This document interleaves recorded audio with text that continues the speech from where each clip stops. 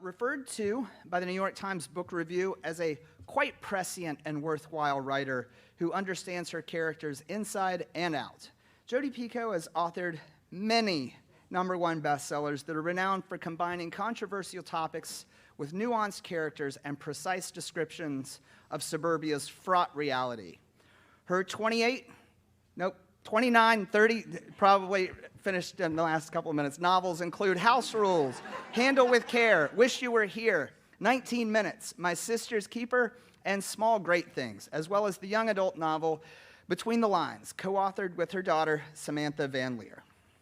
Our other author tonight, the author of more than a dozen books, Jennifer Finney Boylan, achieved great literary success in 2003 with her critically acclaimed novel, She's Not There, the first best-selling book by a transgender American. Her other works include You Are You, Long Black Veil, and I'm Looking Through You, a memoir about her upbringing in a dilapidated mansion on Philadelphia's Main Line. Currently the inaugural Anna Quindlen Writer-in-Residence at Barnard College of Columbia University, a fellow at Harvard University's Radcliffe Institute for Advanced Study, and a trustee of PEN America. Boylan is a former longtime national co-chair of GLAAD. Their first collaborative novel is called, it's in your laps, Mad Honey. In it, Picoult and Boylan tell the story of a woman who flees with her son to her sleepy New Hampshire hometown, only to face the difficult possibility that the teenager shares his father's explosive tendencies. An exploration of whether or not we can leave the past behind and the secrets that we keep even from ourselves. It was named recently a Good Morning America Book Club pick. Tonight's authors, you get 3 for the price of 2 tonight. Tonight's authors will be in conversation with Jo Piazza, who I introduced on our stage almost a year ago to the day with her book, We Are Not Like Them. It was on this stage, except it was a virtual event, so it was actually my kitchen, and this is a lot more glamorous. She authored that book with Christine Pride. So basically, it's nice that we're all back together here in person. I'd also like to mention that she is a journalist, editor, and a podcast host, and also the author of 7 novels, including Charlotte Walsh Likes to Win, If Nuns Rule the World, and Fitness Junkie. Her other writing has been widely published in a variety of places, including the Wall Street Journal, Marie Claire, and Slate. So without further ado, Philly, please join me in welcoming tonight's guests. I want to start out by telling the two of you that since I read this book probably 6 weeks ago, I have never consumed more honey in my life or thought about honey as much as I have in the past 6 weeks. I have such a new and visceral appreciation for honey. As you should. After reading this book, that I want to kick it off. We're going to dive into your collaboration because I love talking about a writing collaboration. But how did you come up with the idea to incorporate honey, and particularly mad honey, in the way that you did in this book? Well, that's for you, Jodi. So first I'll tell you what Mad Honey is. First I'm going to actually tell you what the plot of the book is, because I don't think any of you have read it quite yet. Because it came out yesterday. And right. Today, by the way, today is our second event. Yeah. Yes. And I'm so glad that we're here. Yeah. We're here in my this is my hometown of Philadelphia. And She it's doesn't so live here anymore. great That's to be back here. disingenuous. What's what? That's disingenuous. She doesn't live here anymore, but she used to. Well, no, I'm sorry, my hometown, but not now. But I grew up, in the suburbs, Newtown Square, back when it was like farm country. Oh my goodness. All right, I'm going to start talking about our But I book want to talk now. about Philly, man. No. Okay. So- this is Jodi Picoult. Some of Yes. you may have read some of her books. All right, so story of this book. There's a woman named Olivia McAfee, and she escapes an abusive marriage. She takes her son Asher, and she runs away for a fresh start. Years later, when the book opens, Olivia is now a beekeeper, hence the honey, and Asher's 18, and he is head over heels for the new girl in school, Lily, who has just moved to their town in New Hampshire and is also kind of starting over. And then Olivia gets a phone call. Lily is dead, and Asher is being questioned by the police.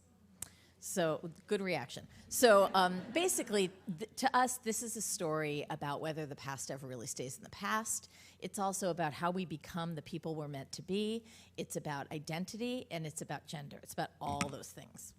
And Mad Honey, so that you know where the title comes from, actually is a specific kind of honey. You've probably noticed that when you go to a grocery store or a farmer's market, honey is labeled wildflower honey or orange blossom honey. That's because when bees forage for honey, they label the honey based on which blossoms they're basically foraging the pollen and the nectar from.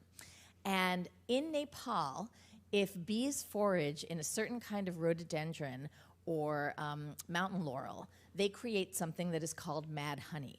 And mad honey tastes like normal honey, but it is something that makes you very sick. It is hallucinogenic. It gives you heart palpitations. You will be throwing up. You will run a fever. In rare cases, you can die. And actually, this is something that was used in biological warfare, and it's chronicled for ancient Persia and ancient Greece, where various soldiers would leave pots of honey, mad honey, on the ground when they knew that an opposing army was coming to attack. And they figured that the opposing army would eat the honey because they were hungry, and they did. And they all got really sick and were routed by the army. So that is what mad honey is. And the reason that this book is called Mad Honey is because it was fascinating to us that something that tastes so sweet and looks so beautiful can be so dangerous. Ooh. Jodi does a lot of research, can I just say? I told you guys, you're never going to look at honey ever again after reading this book. But I love what you said about something that tastes so sweet can be so dangerous, because so much of this book is about the sweetness and innocence of young love between Lily and Asher. And looking at that, the book toggles between points of view between Lily and between Olivia, Asher's mother. And looking at that young love through Lily's young, innocent teenage eyes, and Olivia's, much more jaded. She is Asher's mother, but she is also the survivor of an abusive relationship. So she's looking at young love in a much different way. Mm-hmm. I'm telling you, I read so many books with different points of view and two different characters, and I always like one more than the other. But no.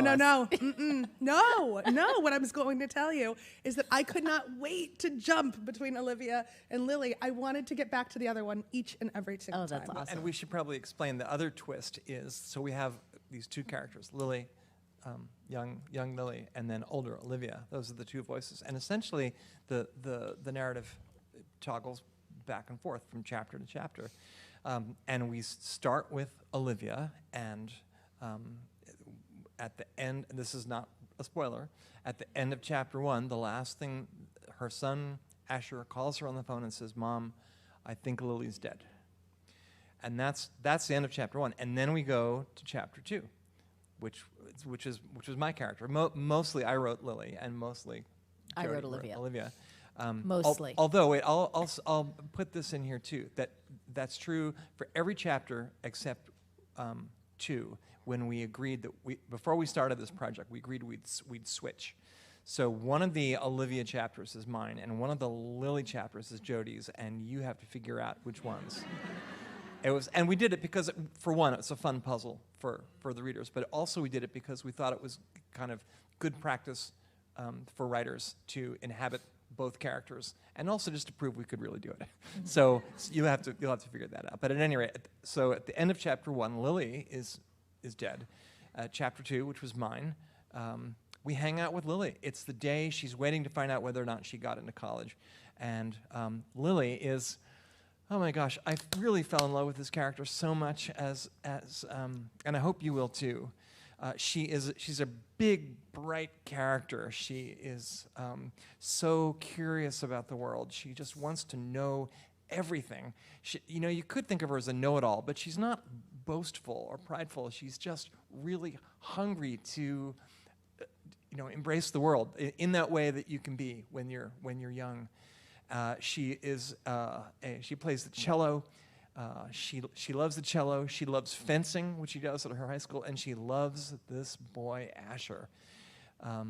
And yet we already know that that this is the last day of her life, and she's waiting to find out about college. And then there's a knock on the door, and she's not feeling very well. So she says, "Well, I'll just ignore that." And then the knock on the door comes again, and the last line of that chapter is, "Whoever is knocking on the door is not going away." And that's where we end with Lily. So then it's back to Olivia. But then the question is, wait, So we know that she's dead. What's going to happen? How are we going to... So we meet this, big character, and then suddenly She's so great. she's She's gone. really great. So what happens when we get back to Lily, which is, I guess, chapter 4, next time we flip back to Lily, it's 1 week before the murder. And then the next time we get to Lily, again, it's 2 weeks before. So the Olivia chapters go forward in time through the all the legal stuff, the trial, and meanwhile, the Lily chapters go backwards in time all the way back to when she first arrived in town with her mother back in September. And whose idea was it that my chapters would go backwards? That was Jodi's idea. Yeah. Thanks, Jodi. You're welcome. Because it was so easy to make me do it that way. I've done it before, and I knew I didn't want to do it again. Yeah. So, yeah.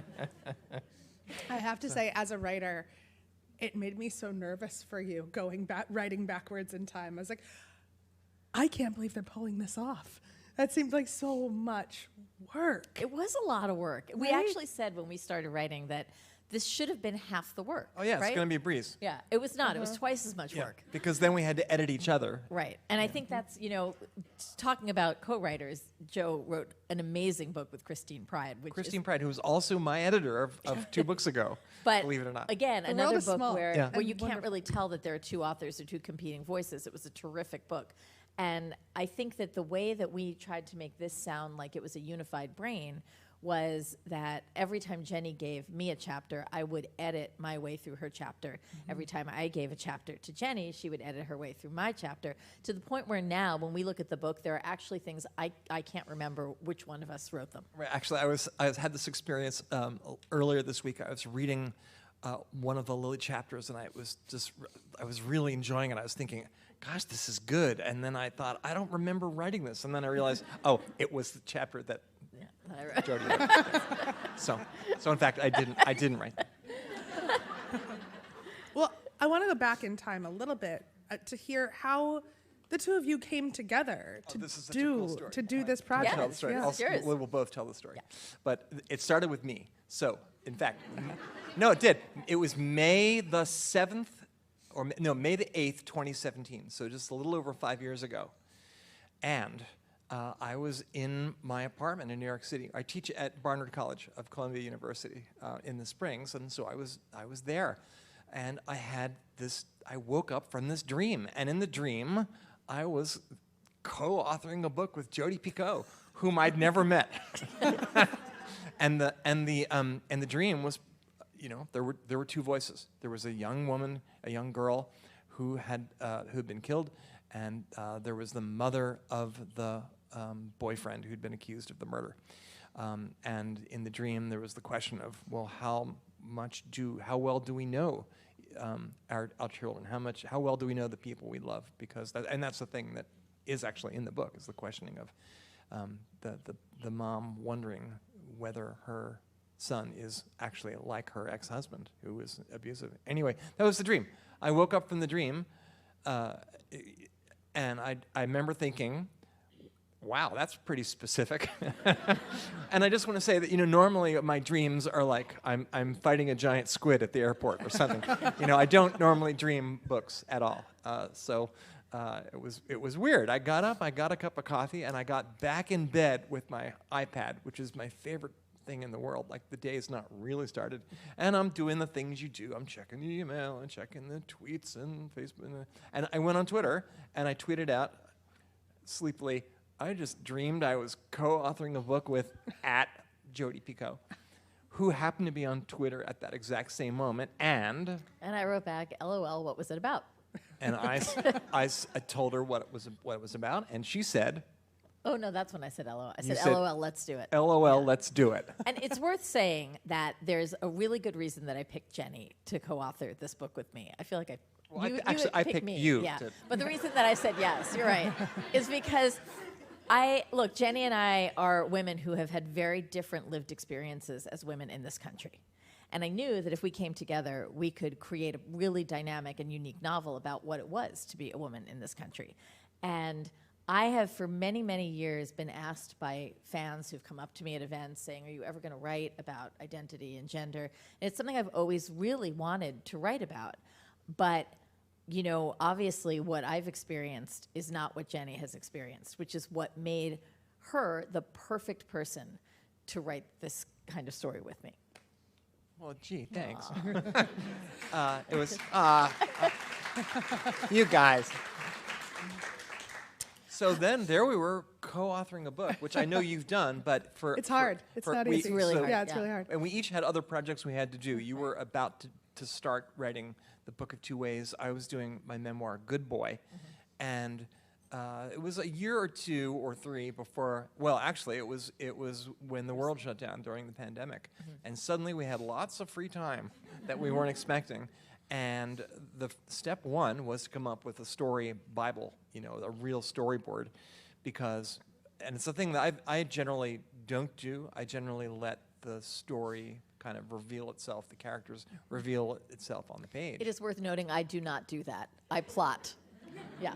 Yeah, and Heavily. You guys are exactly like Christine and I. Wait, who's who? Christine is Jodi. Okay. She loves an outline. I love an outline. Love an outline. Most serious outliner you've ever met. And I go with the flow. I'm like, I'm going to write 2,000 words. I'm going to see where it takes me and let it unfold. Yeah, exactly.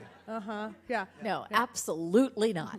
But when Christine breaks out in hives, and I say it every talk Yeah. we do, just to make her itch. But also, as you know, you can't write a courtroom drama and a murder mystery and not know who done it. Right. You don't want to gotta get to know. the end and go, well, I don't know who did it. Yeah.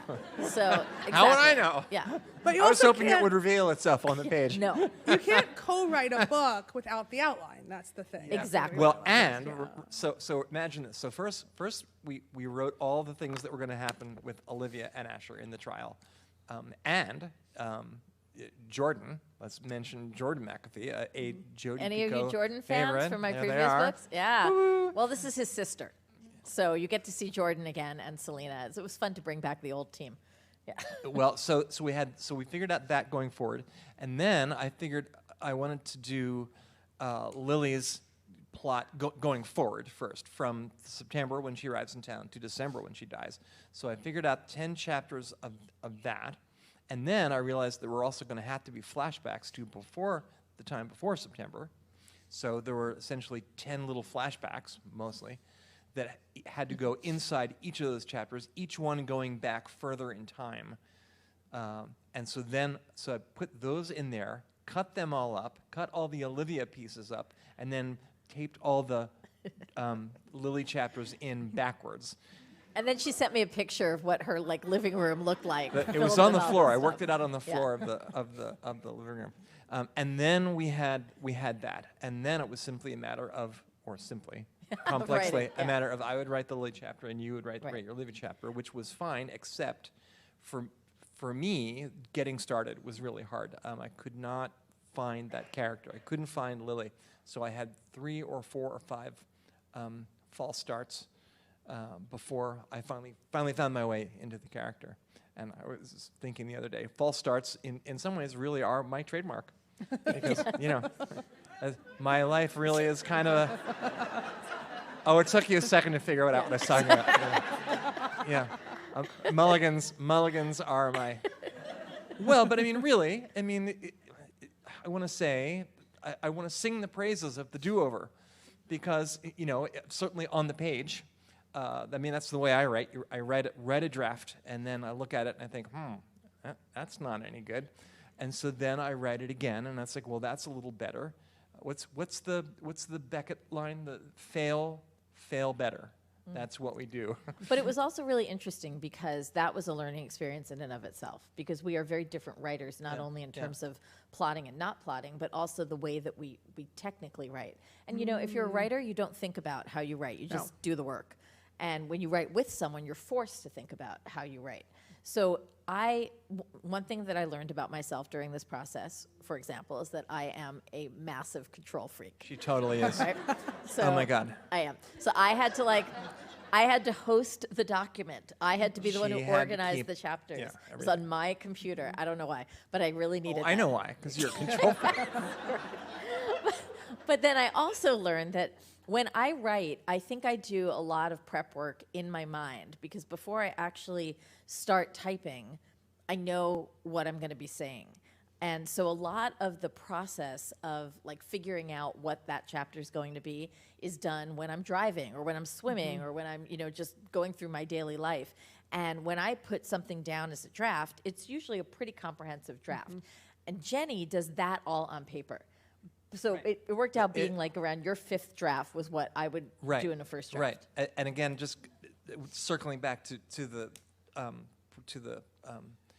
praising the do-over, that it's what you, at least for me, it's what you do on the page, but it's also revising is not just about the page, it's about the way you live your life, and that it is, everybody deserves a second chance. Everyone deserves a second draft and a third draft, and that if you, and this is in the book, it's very much both Lily and Olivia, whoever you are now is not who you have to be forever, and that the mystery of life and if you're lucky, the pleasure of life is in recreating yourself, and it is, it's a dangerous thing to do.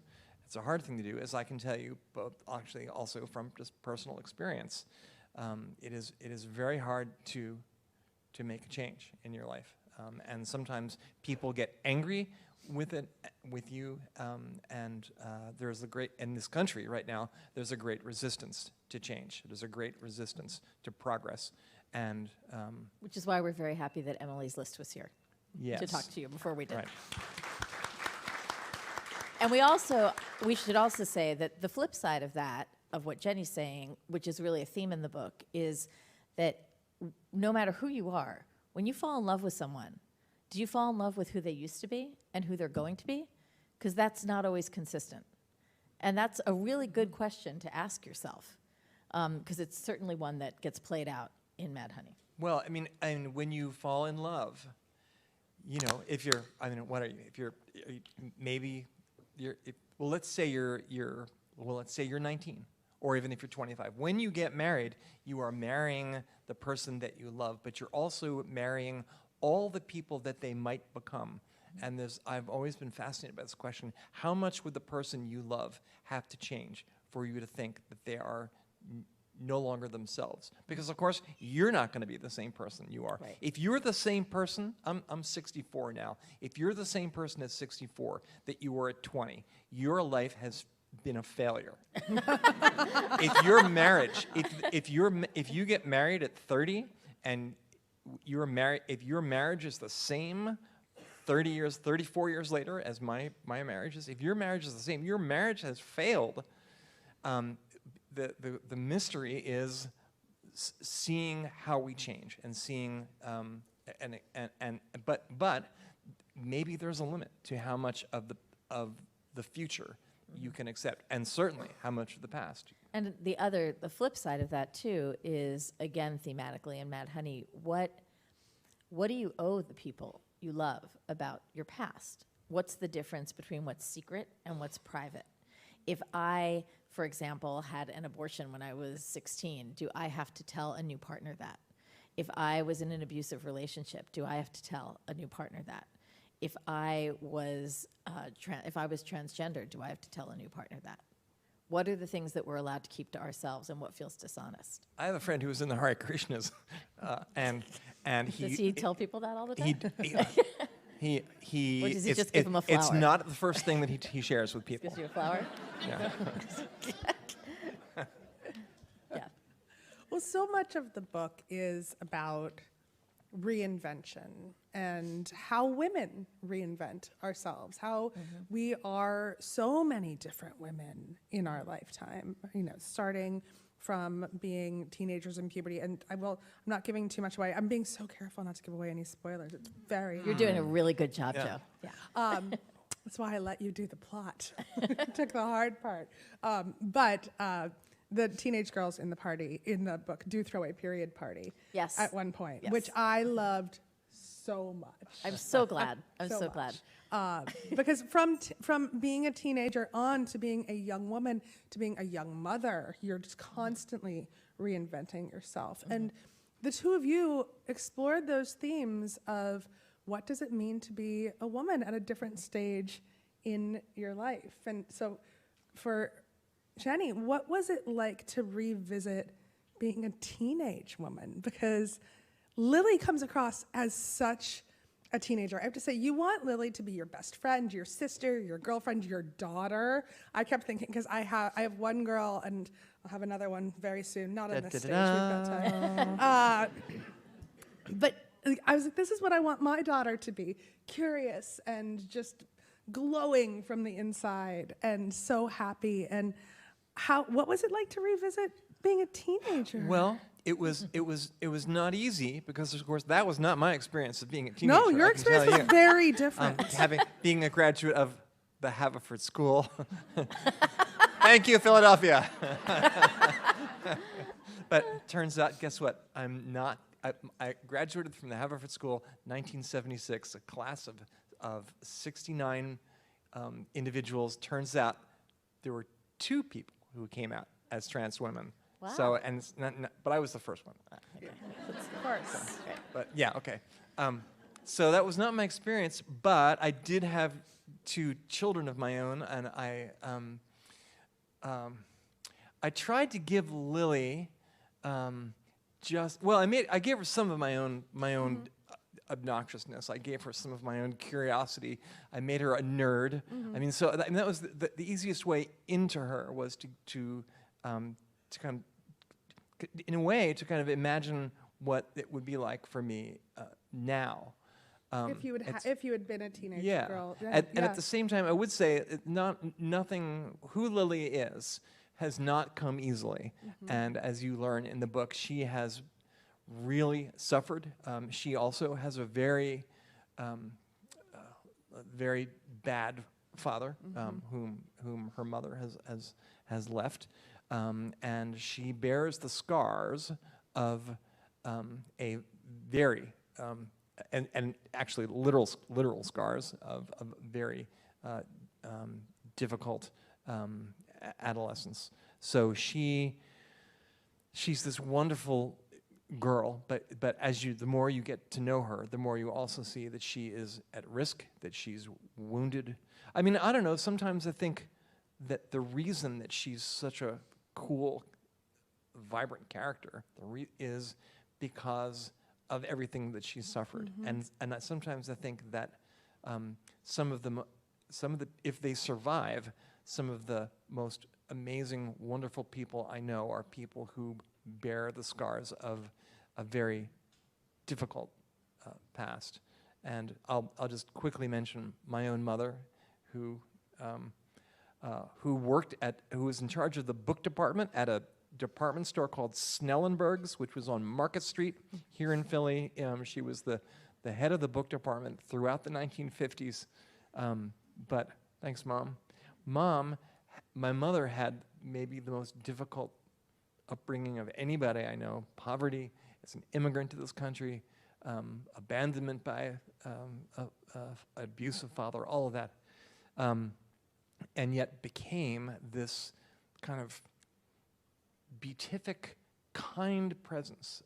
And when we were teenagers, the worst thing, when we were teenagers and coming up with mean names for everybody's mom, the worst thing that we called my mother was Glinda the Good Witch, because she had that. And so I gave Lily some of the buoyancy and generosity of my mother, but it's the buoyancy and generosity that comes from having suffered and survived. Now you could feel that, and I have to say there are books that I read where you have adults writing teenagers that don't feel authentic because it's such a weird time in our lives. And this, I felt like Lily was just a 17-year-old girl. I couldn't at first.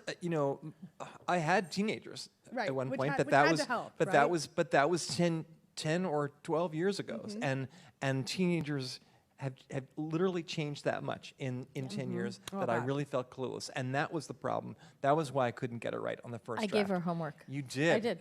I said, you should watch these movies and these TV shows. Oh, tell me all of them, because Jodi, I know you do so much research. The most was because I write teenagers a lot. I love writing teenagers. They have built-in BS meters, so like they can't get away with no one else in your story can get away with anything.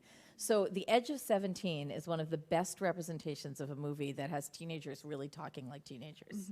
Like The Gilmore Girls is not, because that's very heightened language. Right. So I remember telling you to watch The Edge of 17. And that's what I was doing at first. Yeah. I was kind of an adult winking at the reader about, these teenagers are really aren't they weird with their but you can't do that. You have to actually either spend time with teenagers who change all the time. And of course, irony is kind of my go-to. That's my default, and I had to lose a little of that, and that was maybe what was hardest for me. And then suddenly I found this character, and it was like, okay, Lily, I'm in your hands. Yeah.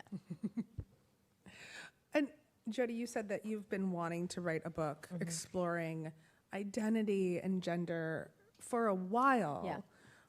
In your head, what did that look like? And then how did that change when the two of you started working together? So I have made a career out of writing fiction that starts discussions and conversations that we need to be having in this country.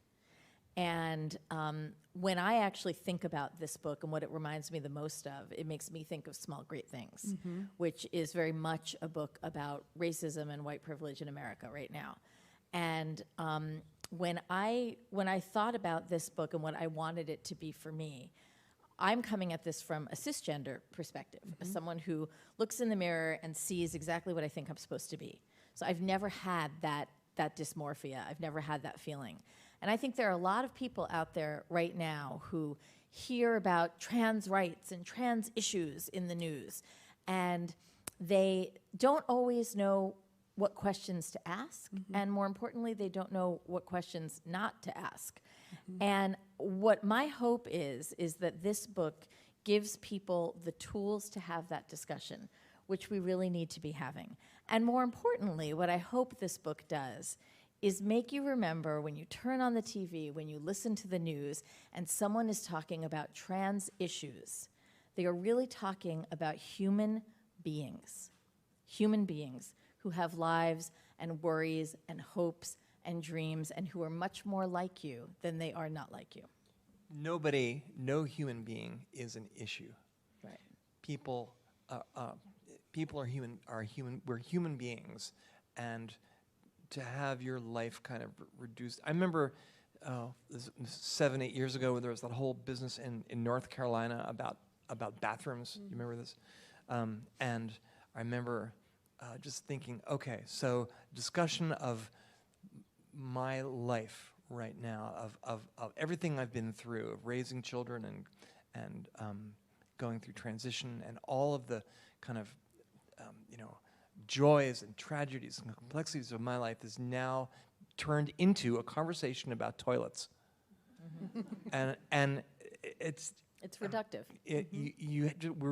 We just have to remember, people are not issues. People are, we're all human beings who deserve to live our lives full measure, to live lives of buoyancy and joy, if you can. But I think fiction.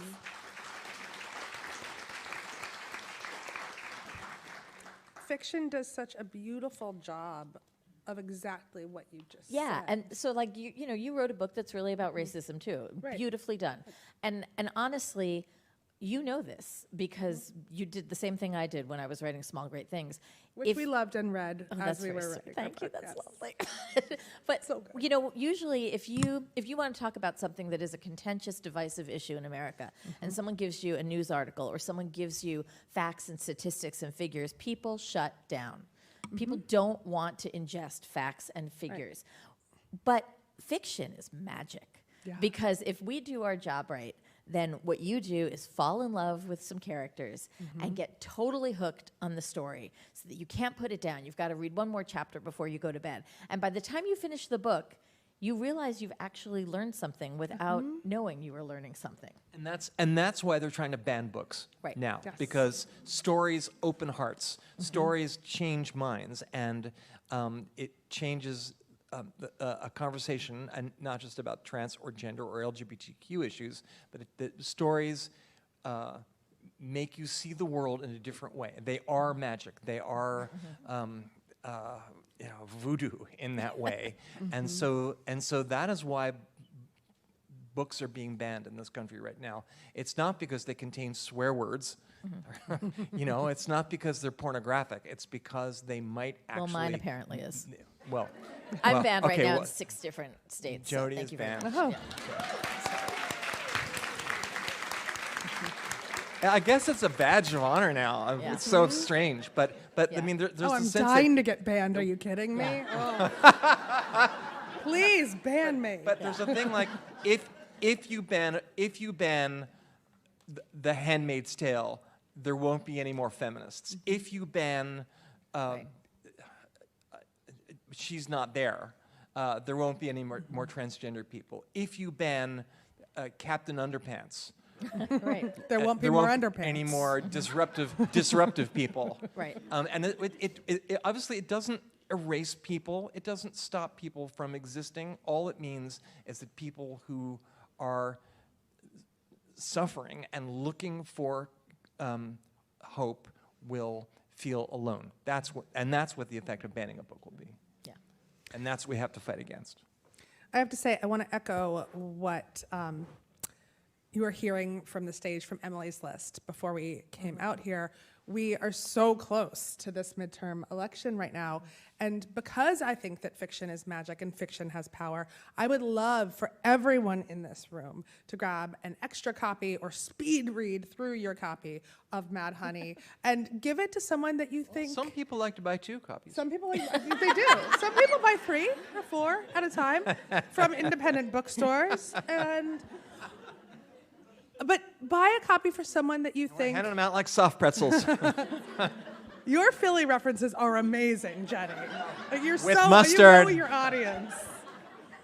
But give it to Cheese someone sticks that you with think cheese whiz. Thank you. needs. Guys, What I'm selling your books right now. Someone that you think needs to have their heart opened, that needs to have these conversations about gender and identity and what it means to be a woman in the world right now, because that's what we're fighting for in November. And I think that this book can crack open people's hearts and minds in the way that needs to And be cracked open. I'll add to that and say that that's another little magic tip from fiction. A lot of times, not just November, not just Election Day coming up, Thanksgiving too. Everyone has terrible Uncle Fred who's going to say something really offensive at the Thanksgiving table, right? And one of the beautiful things about fiction is that you don't have to get into a shouting match with Uncle Fred. You can say, hey, you know what? I read this book. I'd love for you to read it. Let's talk about the book. And when you start talking about the book, what you really wind up talking about are these really big, divisive issues and hopefully finding some common ground. Can I just say on the topic of Emily's list and the upcoming election, transgender rights in many ways really are it's the other side of the coin of the abortion debate, of the right to choose, because it's both of those issues are about the right to control your own body. It's about the right to control your own life. It's about the right to live your life and to make choices about what that life will be and how you will live it without some cretin coming in and telling you what you're allowed to do based on their demented misunderstanding of who you ought to be. They don't get to decide who we are. And so when we talk about the right to choose, it's not only about abortion rights, and it's not only about trans rights, it's about the right to be. And it's about the right to be who you are in this world at this time. Yeah.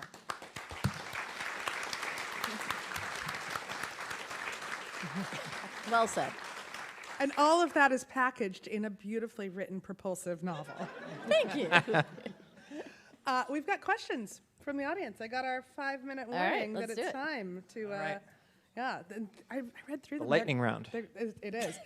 These are good. Y'all did well without having read the book yet. This one's fun. I like this. I was gonna ask this. You guys are We're messing- you're she's We're messing messing with up my each hair. other's hair. We're going to You're start braiding each adorable. other's hair. Like this is. I was saying backstage because my book with Christine came out exactly a year ago today. Oh, thank you. It's just in. I'll shuffle it in so you don't have to. So it'll be a surprise when it comes up. And Christine and I are now on our 100-something tour together, but you guys are still fresh and in love and adorable. You think it's not going to last? You think? Yeah. No, it does. It does. It's a lot like a marriage. Okay, Jodi, you take this It's one. a lot like a marriage in that way. Okay, Jodi, what is your favorite book of Jenny's? And Jenny, same question.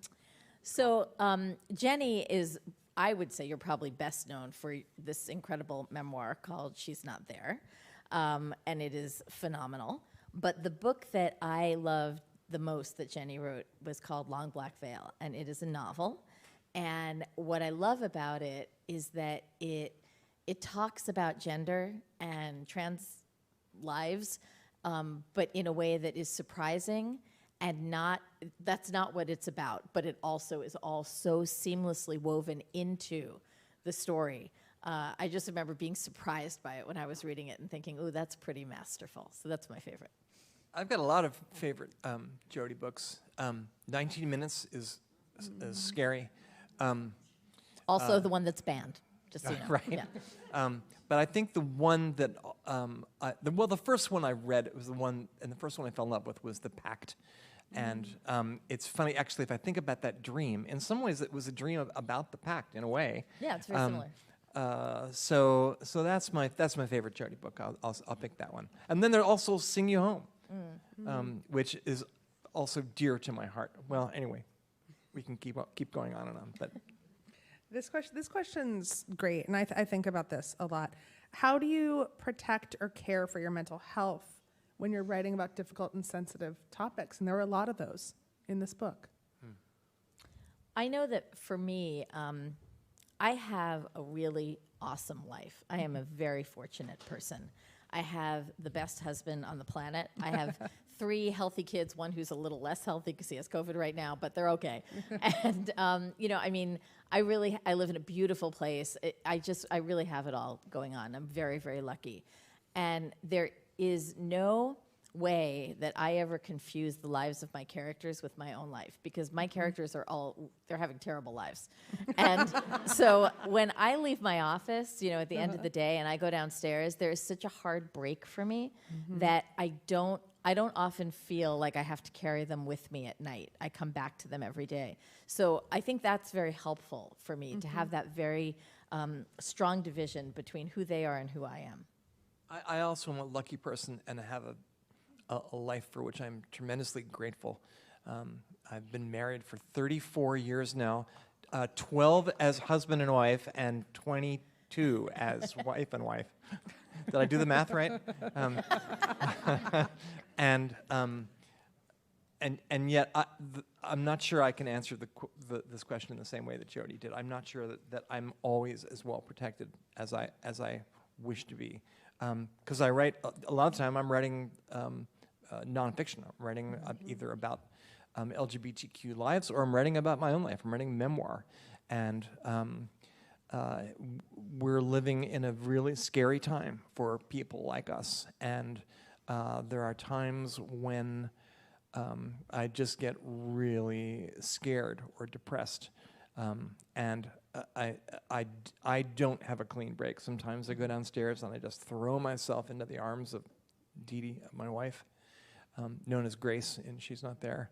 And I just tell her, I can't do this. And she's like, well, let's have a cocktail. Oh, I love Dee.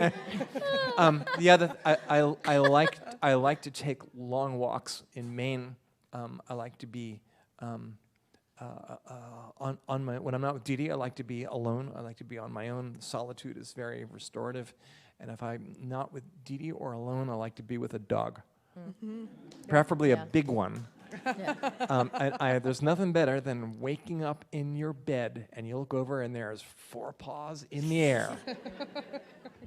I also think, though, that sometimes writing is your ticket to mental health. Yes. Because, when I think of Wish You Were Here and I talk about that book, I wrote that as a response to COVID when I was really scared because We had no vaccines. We didn't know what was going on. We didn't know if this was ever going to end. Spoiler alert, it hasn't yet.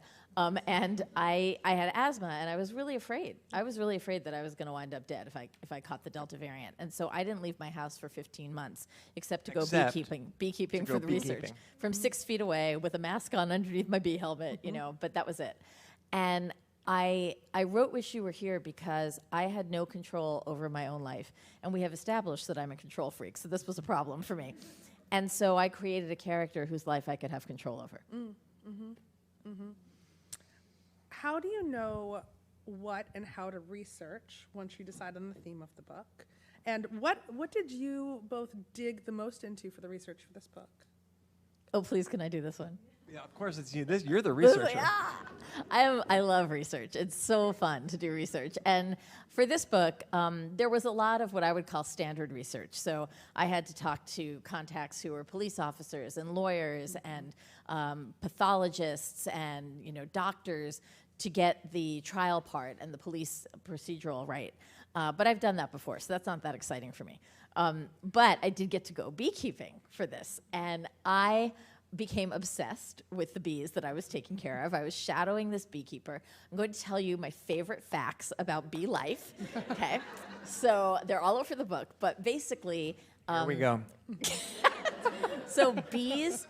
The girls run the bee world, right? You know that. There's a queen bee. You also probably know that all of the worker bees and forager bees and nurse bees are all female bees in the hive. There are drones, which are male bees, and they do absolutely nothing.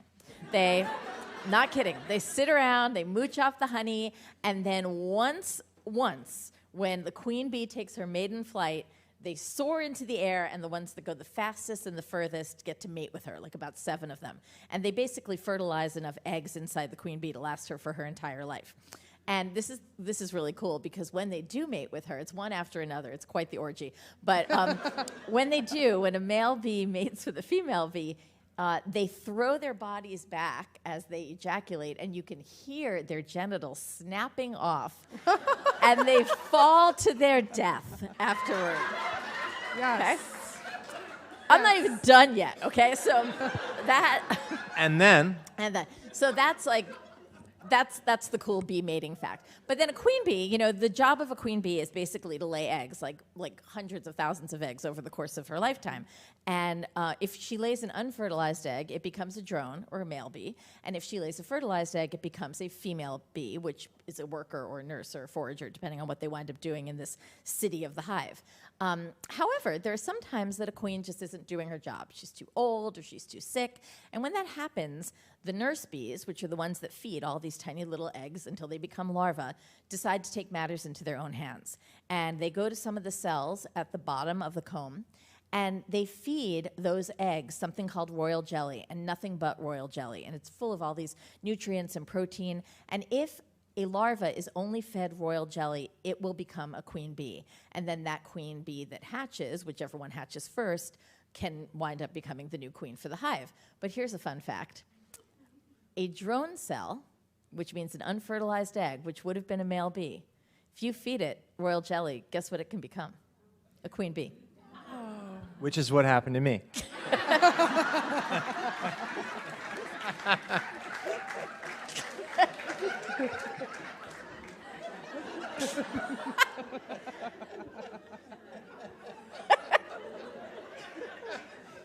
You're killing me. Oh my God. Oh, I saw that. Don't go coming, and I into saw labor, that Joe. coming, and it's She's going into labor, I'm yeah. gonna go into labor. I mean, I've Actually, researched it, but I don't gotta really want say- to It's the hee-hee breathing, remember? No, you just gave the baby hiccups with that one. Oh, that's exciting. Remember your focal point. I feel like you could really coach someone through a birth. I think it'd be I think The I two of us, actually, the two yeah, of us. definitely. Yeah, that would make some headlines. So I'm very curious about this because I think about book discovery all the time as someone who lives in the book world. I still have a hard time finding new books, so I want to hear where you get your reading recommendations and what you're reading next. Well, I'm a very slow reader, I'm afraid, and I'm not as well connected into the book world as I ought to be. Because whenever there's a new book that comes out, I just think, oh, gosh, I'm still working on mine. Like, oh, I hope Stephen King's new book really fails, because then there'll be room for me, or something. I mean, some demented thing like that. But word of mouth from friends, and also book reviews in the New York Times and in the Post, and sometimes the Inquirer. That's where I get. That's where I find books. Where do you find books, I Jodi? can't believe you read the things that are recommended by the New York Times, because I sure don't. I don't either. Yeah, actually. I don't. No. They're the most esoteric, bizarre I things. know, it's so weird. Yeah. There's never anything in there I want to No, read. I and like the don't feel bad Washington saying Post that. reviews. Love the Yeah. Washington Well, Post forget reviews. that then. Yes. Yeah, sorry, but I don't want to read something that's translated from a Hungarian monk or something, which is what they review. But I get most of my recommendations, believe it or not, from friends who are on Twitter, other writers. Yeah. Apparently, I spend too much time on Twitter. And from Emily, who's one of my publicists, who tells me what books are good. And Thanks, Emily. And my mom tells me if she's read a good book, and usually my mother actually did ask me the other day, could you buy Mad Honey and put it on the Kindle, which we share, so that I can read it again? And I was like, yes, Mom, I'll buy my own book, sure. It's usually from people whose judgment I really trust. Yeah. Yeah. Yeah. And I sadly, unfortunately, I haven't been reading as quickly as I usually do, because I've just been too busy. But the book that I have at least cracked and gone through chapter 1 is The Marriage Portrait by Maggie O'Farrell. Oh, I haven't started that yet, but Yeah. it's on my nightstand. Yeah. And on a happier note, I've been reading the Satanic Verses. I was supposed to do an event with Sir Simon back in early September. It was going to be me, Salman Rushdie, Margaret Atwood, David Eggers, and Chimamanda Achebe. It was going to be the 5 of us. Stop it. That's like the greatest Well, event of all time. it was for the centenary of Pan America, and I'm a trustee of Pan America, and which is an organization dedicated to freedom of expression and freedom for readers and writers. And before we had the event, there was the attack on Sir Simon. So now the event had a new poignancy and a new urgency. But I started reading that book back in early September, which I'd read it when it came out. It's really hard. The one thing you forget about Satanic Verses, it's really funny. But it's also very difficult, and it's a book that I just find impossible to read swiftly, which is a little frustrating, because there are other things that I kind of want to get to. But that's what I'm reading right now. I'm reading Salman Rushdie, and if you haven't been back to the Satanic Verses and you want a challenge, I think you'll find the book incredibly rewarding. So don't forget. So this is our last question, where I got the time signal, and this is a question that I had too. To each of you, what did you learn from the other? What did the other person teach you through this process? Well, I want to make sure I don't just go give you a pat answer, because I could give you a quick answer about, I learned about the difference between the way I write and the way that you write, which is true. Something. That's a great question, by the way. I think I don't know about you, Jodi. I think I learned. Well, remember, this started as a dream, right? It started as a goofy dream, and I was drinking coffee. That's where we were 5.5 years ago, and I guess that as a result of that dream, Jodi Picoult, whom I've never met, who I had never met, became my friend, and my collaborator, or co-conspirator, and I guess in a way it taught me that. I'm trying to think of another way of saying it other than dreams do come true, but in fact that's the freaking truth. That the current age that we're in has so beaten us down that we doom scroll. That's the phrase for essentially reading the news now. And we forget that, in fact, really impossible things can actually come true. And I don't know what is more unlikely, the fact that I could have grown up to be a 64-year-old woman, given the fact that I started out at the Haverford School, or that I wound up writing a book I'm incredibly proud of, a book that I hope will change the way people feel and open people's hearts, and it happened with someone whom I admire, whom I never knew before, and all of that came out of a dream. So that's kind of what I learned, that in fact you should not be afraid. You shouldn't write off your dreams as impossible, because sometimes they can be real. I love that That's answer. really nice. Yeah. Well, that's gonna be hard to top. Okay, get to work. Okay, so You had all that time to think while I was did. talking. I was thinking the entire time. So on the surface, Jenny and I are very, very different. You know, Jenny's start in life was really different than mine. Who Jenny is now is very different from me. We've talked a lot about the fact that Jenny is a literary author and I am considered a commercial author, and that has really informed our paths as writers. Even like, never, I'm going to say it right now, never in my wildest dreams will I be like, I think I'm going to go revisit the Satanic verses and read that again. That's just not me, you know? And the thing is, what I learned over the course of this experience is that in spite of everything that on the surface looks so different about us, we have so much more in common. You know, I think we both have the same goals, which is to get people having conversations and moving closer together rather than further apart, and in some way using the skills and the tools at our disposal to make that happen. And you know, and she makes a hell of a pizza crust. So honestly, it's just what I've really learned through this is just really what I think we're modeling in the book, which is just when you think you are very different from the person sitting across from you, you're probably wrong, and you probably are much closer together than you think you are. Wow. Yeah. Nice. Yeah. Also, how tall are you? I'm 5'3". She's 5'3" and I'm 5'12". That's why I have to wear heels. That was wonderful. It also only scratched the surface of all the questions that I have about this book. And I know that since all of you are just getting the book, that you're going to have so many questions, and there are surprises in store for you. You're going to enjoy every second of Olivia and Lily. And as I said, buy an extra copy, give it to your drunk Uncle Fred so that he can really prepare himself for the Thanksgiving conversations that you're going to have. But honestly, it will start conversations. It will start conversations that you may not have expected to have, and it will crack open hearts and minds. And these two women have done an incredible job and written an incredible book. So Also, Thank you, Jo, too. Thank you.